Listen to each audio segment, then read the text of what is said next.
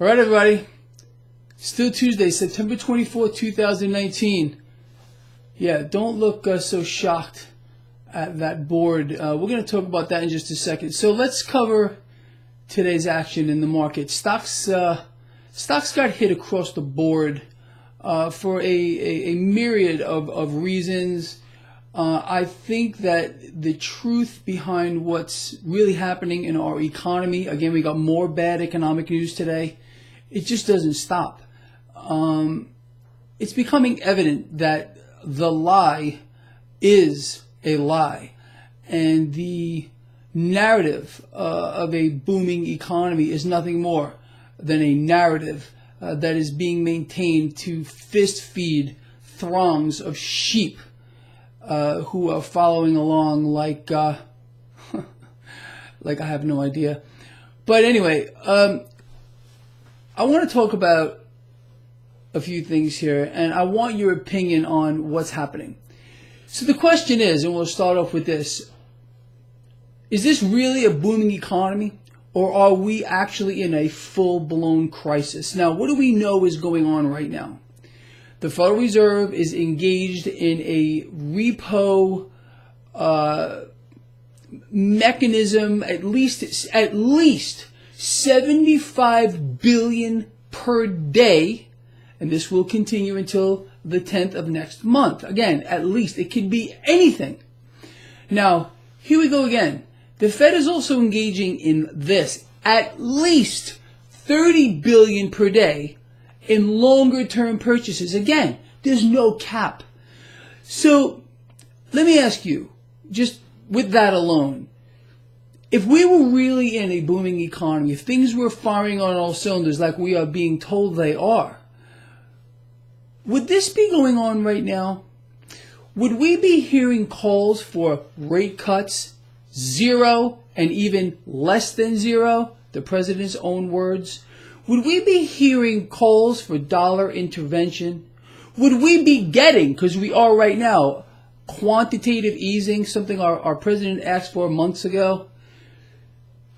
If you look at these several dynamics, capital injections into the financial markets to the tune of unlimited funds, there's no cap, quantitative easing, rate cuts, dollar intervention, this is exactly what we saw during the last financial crisis. You understand?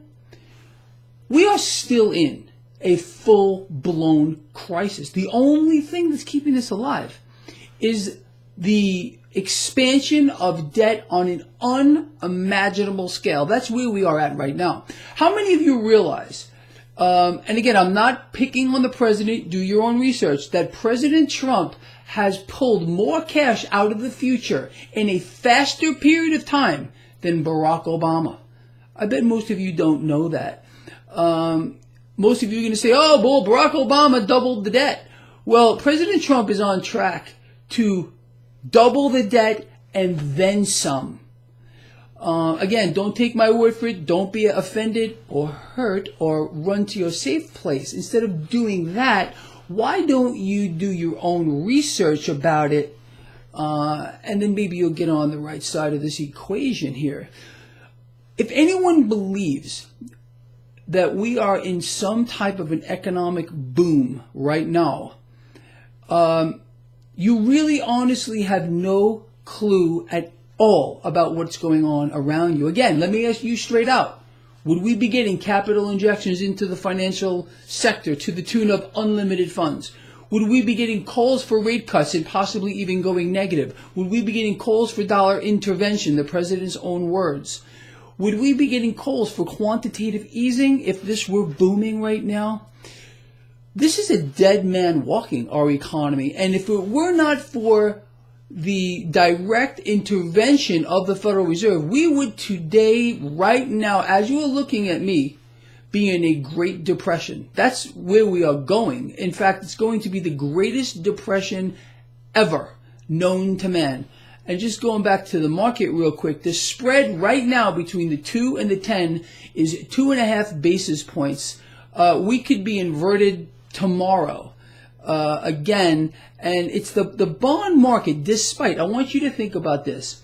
We are getting action in the debt market, just like we saw during the financial crisis, and yet they can't figure out a way to fix the yield curve. I've explained to you for the longest time, they can play with the short end of that curve all they want, and that's what they're doing with these at least $75 billion repurchases every single day. They're messing with the short end of the curve. They can't prevent the long end from dropping. The only way they can stop or slow down or maybe slightly reverse for a short period of time the long end of the curve from dropping is by jawboning the market, by floating out fake stories about how great our economy is, floating out fake stories about a trade deal or something like that, because that takes fear out of the market. Once fear comes out of the market, the yield curve will normalize for a little bit. But the truth of the matter is, we are marching into not just a recession, but the greatest depression. That's where we are going here. And the expansion of debt on an unprecedented scale is only exacerbating the problem. Again, if candidate Trump had won this election, I don't know who the current guy is, we would not be anywhere near where we are now. The stock market would be, again, I've covered this before, nowhere near where it is, but it would be real. All right. The only thing that's inflated the stock market is hyper-inflating this debt bubble, and that's what this president has succeeded in doing. More so than Barack Obama.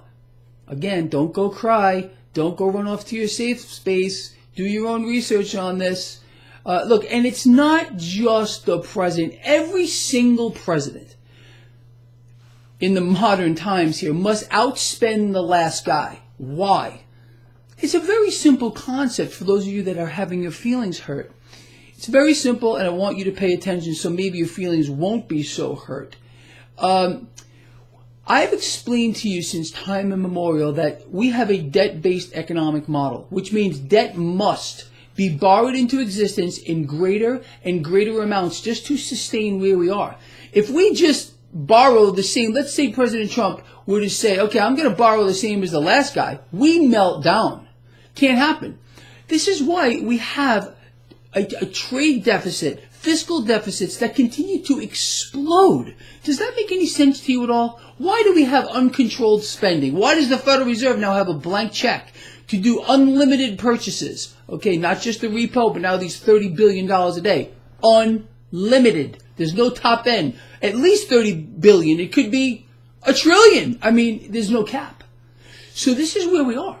But again, the illusion is this is booming because we're hearing it being parroted out of the mouths of certain people. Peter Navarro, obviously Larry Kudlow, who's gone off the planet since he contradicted the president and said negative rates are not a good thing.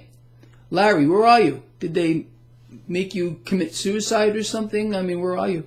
And then, of course, the president himself, who can't stop the narrative that we are booming. Meanwhile, every single thing that you want to look at, all the action going on right now, should prove to you, at least if you have one functioning brain cell, some people don't, that the economy is literally a dead man walking, and the only thing keeping it propped up is the relentless acquisition of debt, for which every president must continue to do the same thing. It can't stop. Once we stop that, we implode, we end up as Mad Max. That's the truth. The currency evaporates because these are units of debt as well, which must be borrowed into existence in greater and greater amounts as well. It's a very simple concept to understand once you think about it and ponder it and get politics out and stop thinking, I got to support this guy just because he has a nice hairdo, or I got to support this person because he has a nice nose. Or whatever it might be. It doesn't matter who sits in the pretty White House. Once you understand that, you will be a lot better off. It's the banks running the show here. It's not the puppet sitting in the pretty White House. Again, they're just put there as a sitcom like today, or like yesterday, the sitcom that played out before the world. You mean, Secretary Mnuchin, you were the one that told China to leave? Yeah, it was me. Well, why didn't you inform me? It's only been an entire week. Well, Mr. President, aren't you supposed to know what's going on with regard to the trade deal? Well, we're going to win this trade war.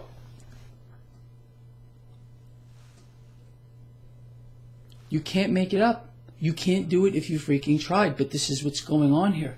This is the environment we are in. Get used to it, truly. All right, so with that said, in summary, stocks got hit today for a myriad of reasons. More bad economic news, political troubles as well. It's no secret. The debunked China nonsense trade conversation, which I just told you about, it's too asinine. The fact that we have a Federal Reserve now with a blank check, which you gave them. You gave it to them. Yeah, President isn't speaking out about it. Congress isn't speaking out about it. Oh, no. You know why? Because you're paying for it, and they don't give a damn about you at all. That's the truth. Anyway, with that said, keep that last statement in mind, because no one gives a damn about you with regard to anyone on the political spectrum, and they're going to say whatever they got to say to try to get elected, re-elected, so they themselves can become a mouthpiece for the military-industrial complex, who's running the whole damn thing. I know there are still some people out here with a savior complex with regard to the president and think, oh no, he's going to save us all. Really? Look around you and you tell me how that's working out. Love you all. Please share the video. See you in the morning.